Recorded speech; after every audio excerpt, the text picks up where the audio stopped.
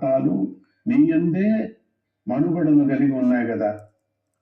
అటువంటి నిన్ను ఎవరైతే సర్వాత్మ భావంతో సేవిస్తారో వారు లెక్క చేయకుండా మృత్యువు యొక్క తలపై పాదాన్ని పెట్టగలరు. అంటే మృత్యువును జయిస్తారు అని అర్థం కూడా అవుతుంది అక్కడ.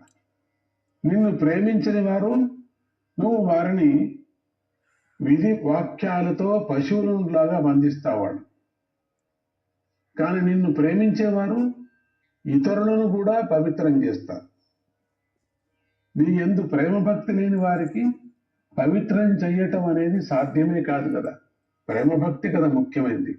ప్రేమ భక్తి ఉంటే అప్పుడు నీవు పవిత్రులు అవుతున్నావు.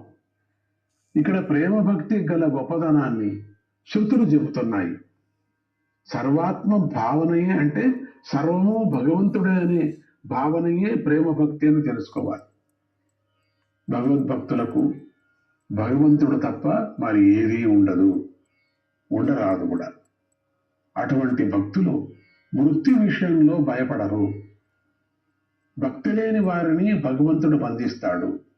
అంటే వారు అజ్ఞానంతో చేసే కర్మ వారికి ప్రతిబంధకం అవుతుంది అని అర్థం ఇక్కడ. అంతేగాని భగవంతుడు వారిపై కోపిస్తాడు అని అర్థం కాదు ఇక్కడ.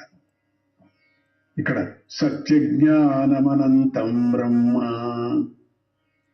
మొదలైన వాక్యాలతో శృతులు ఏ జ్ఞానాన్ని అయితే చెబుతున్నాయో అది సులభమైనదే కదా.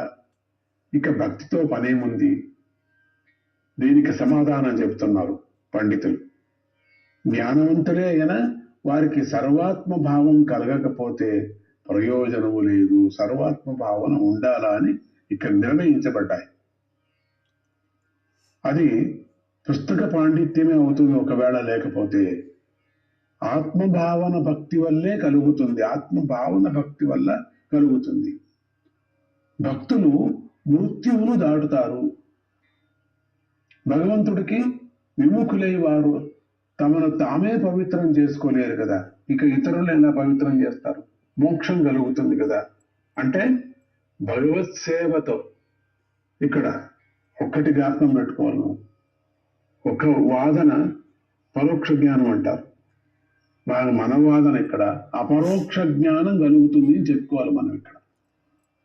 భగవత్ సేవతో కొంతమంది ఆ వాదన చేస్తుంటారు, కొంతమంది ఈ వాదన చేస్తారు. భగవత్ సేవతో అపరోక్ష జ్ఞానం కలుగుతుంది, మోక్షం కలుగుతుంది అని శృతి వాక్యాలు కూడా మన ప్రమాణంగా కనిపిస్తున్నాయి, వినిపిస్తున్నాయి.